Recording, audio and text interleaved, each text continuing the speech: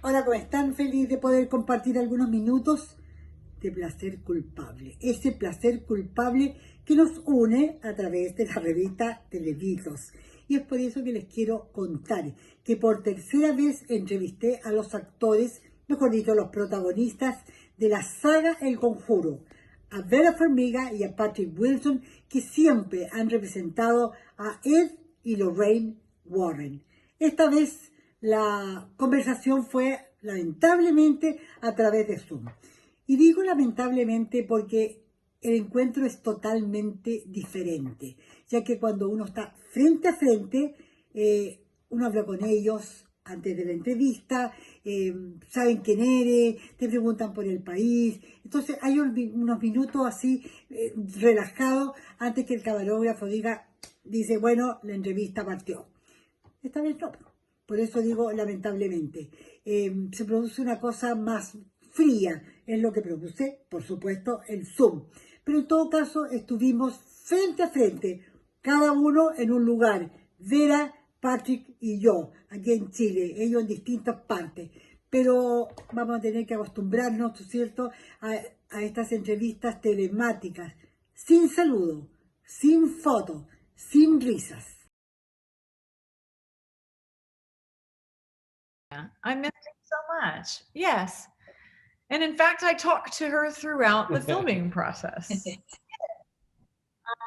I did. In my thoughts out loud sometimes. I did, to be honest with you. Yeah. She was a friend. She was a good friend. And I loved having her advice, and I loved having I loved hearing about the cases. She would talk us through each one of these. We met with her before every Conjuring. Before we filmed, we would meet with her, and I do miss that supervision.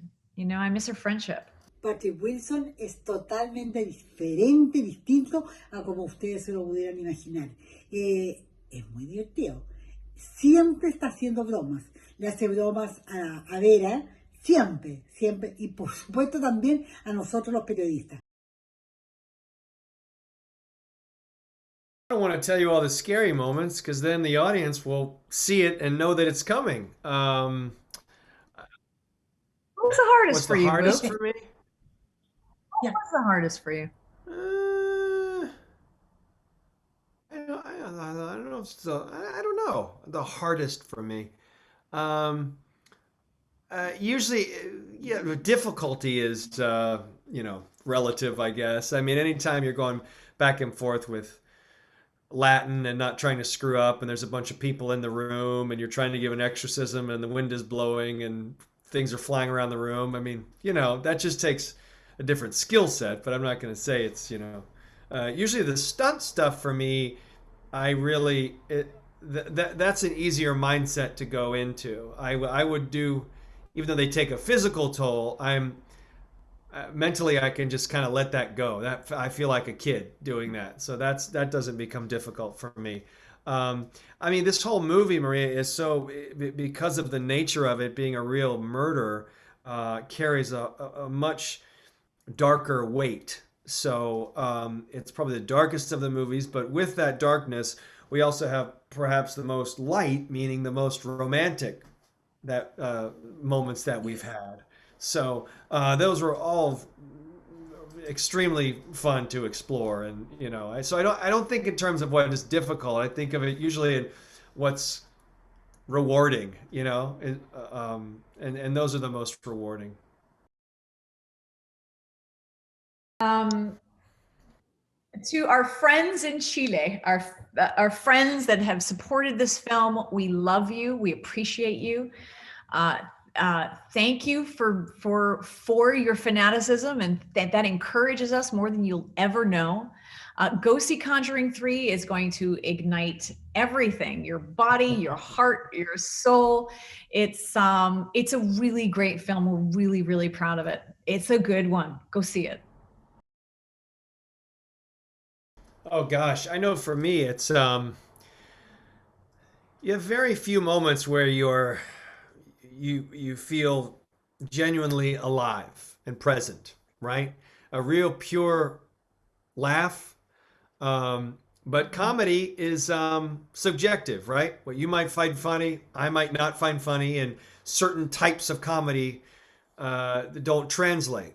The thing about a good horror movie or a really good scare, um, even whatever language it is or around the world, it's that human emotion of feeling genuinely surprised and shocked and fearful is a very visceral response, and you don't get a lot of those. I don't get a lot of those in day-to-day life. So when you can get that in a group, in a theater, that's pretty thrilling.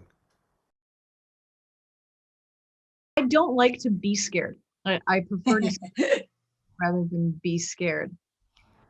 The adrenaline rush is fun. It's fun, but I don't like to be scared.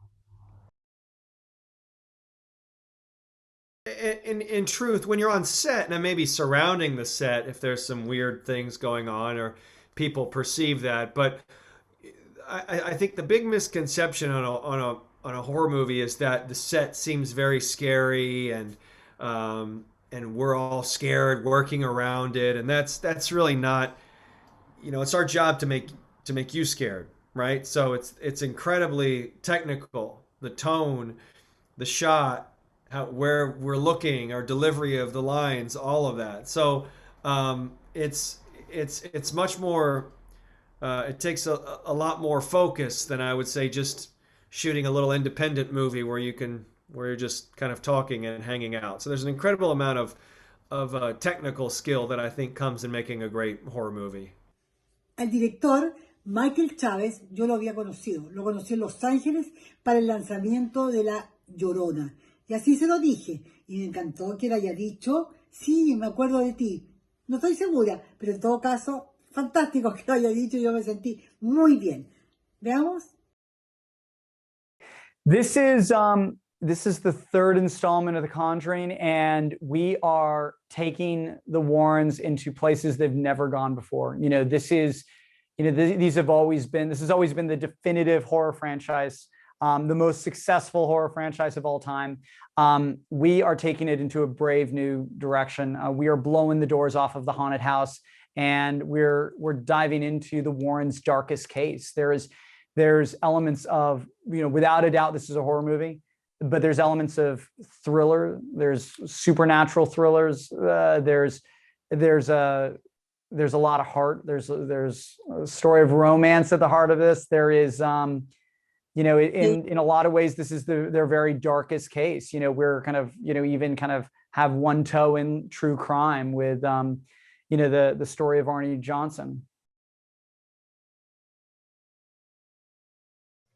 I think the hardest sequence, the most rewarding sequence, was the exorcism, without a doubt. It's the scene that opens the movie, and it's this true to life incident. This young boy was possessed by a demon, and it was a full-on Catholic approved exorcism.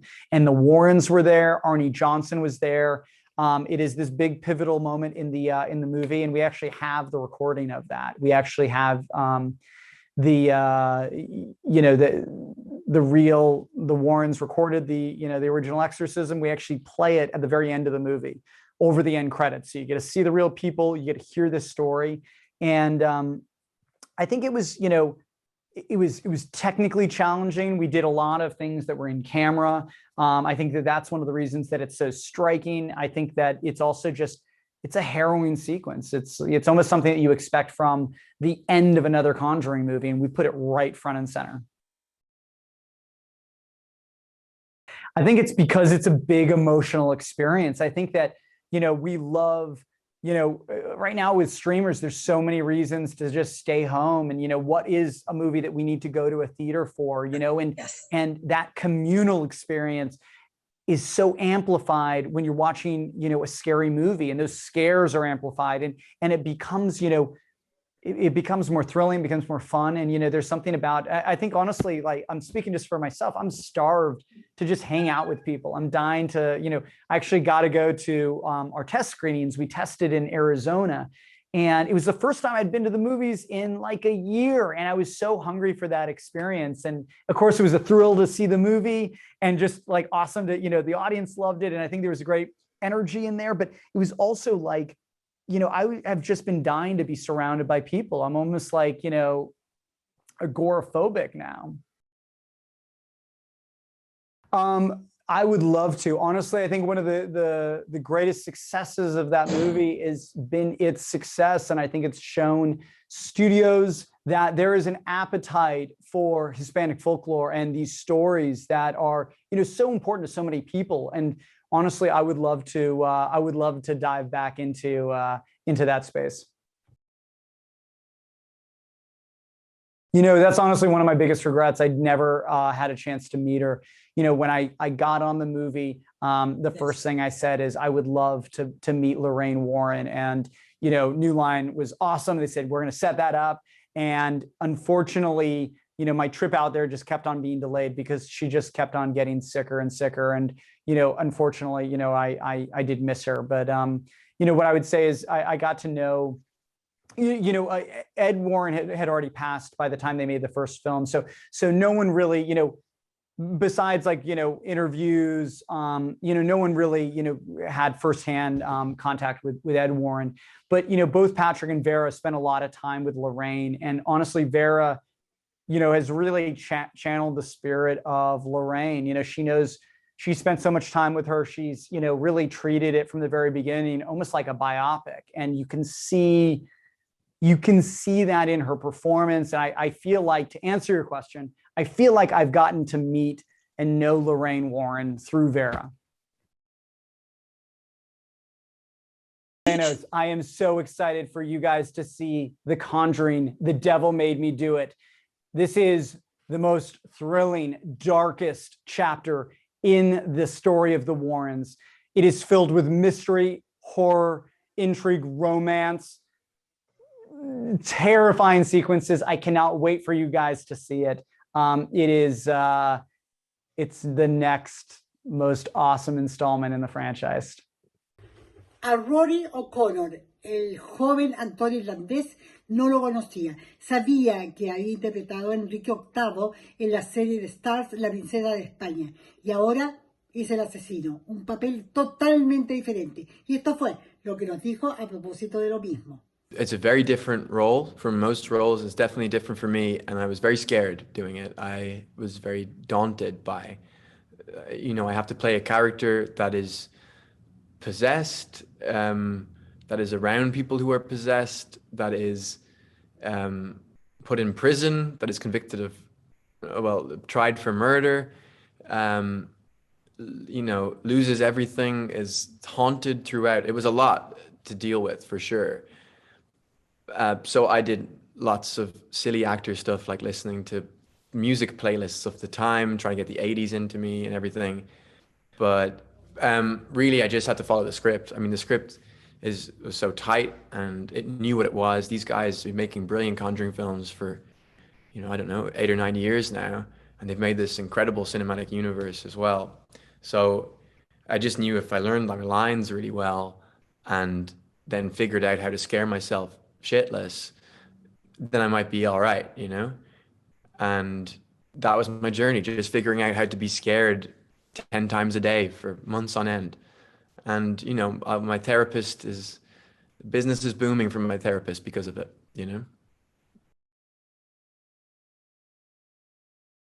Yeah, I've been watching, I love scary movies. I've been watching scary movies since I was 8 or 9, or probably younger. I'm probably deeply disturbed from it. It takes some real horror to really scare me now in a film. But it's such a brilliant genre, because even movies that aren't reviewed particularly well often get cult followings. People are very loyal to the horror genre, and there's a real generosity in the fans that maybe if something isn't filmed brilliantly, at least the filmmaker had a really good concept, and it's very pure. I don't know how to describe it, but I really like horror fans in general, and would definitely consider myself one. And I think with this film kind of has the great concept. It has characters that you know and love and are invested in Ed and Lorraine Warren. And it's filmed very inventively and assuredly and excitingly by Michael Chaves. And it has James Wan, you know, and Peter Safran underneath it all, just keeping it ticking over and going in good directions. So as a horror fan, I can't believe I'm in the Conjuring series. I'm going to have to retire from horror films because this will probably be the best experience I'd ever have of that. But I will eat my words in the future if I am in another horror film.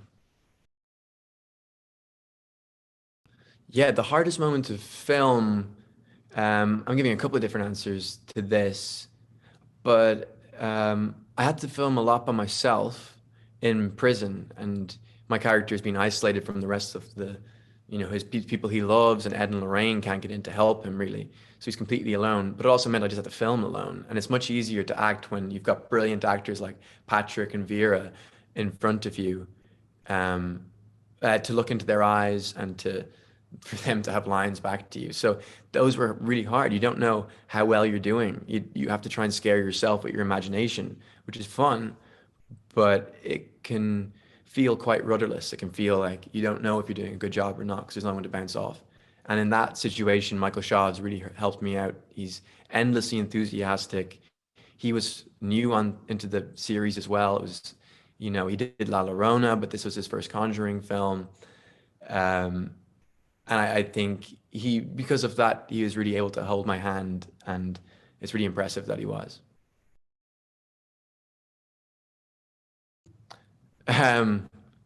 Yeah, I mean, I personally don't believe in the occult, or I'm not religious. I don't believe in the devil or anything, but it's really fun to imagine and to use your imagination and be like a child and to suddenly see all these demons and possessions and live in that world for a while and then go home and forget about it and live in my lovely, cynical, scientific bubble where ghosts don't exist, I hope, you know, fingers crossed. Unless it would be cool to meet a ghost. This is the first time I've done a scary movie, so I was mostly just scared of not being scared, of how do you become scared, you know, when you've done 10 takes of something. And that was it was a real challenge, but I loved it. I absolutely loved it. But I think you need to do one horror movie once every couple of years, you know? I think that screaming and crying is probably not good for your brain after a while. So take a few years break and then come back to it. So we'll see if I'll do it again. I'd love the opportunity to work in anything again. I would love for the people of Chile to come and watch this movie because it is scary and horrific and has all sorts of dark themes, but it really also is about love. So if you don't like horror and you just like romantic movies, I think you're really going to enjoy yourself as well, because we should get everybody out to see it. El ideal es que ustedes vayan a ver, si no han visto el Conjuro 3, al cine y a vivir la magia del cine. Y si no, la posibilidad es en HBO Max. Comenten qué les pareció. Hasta la próxima.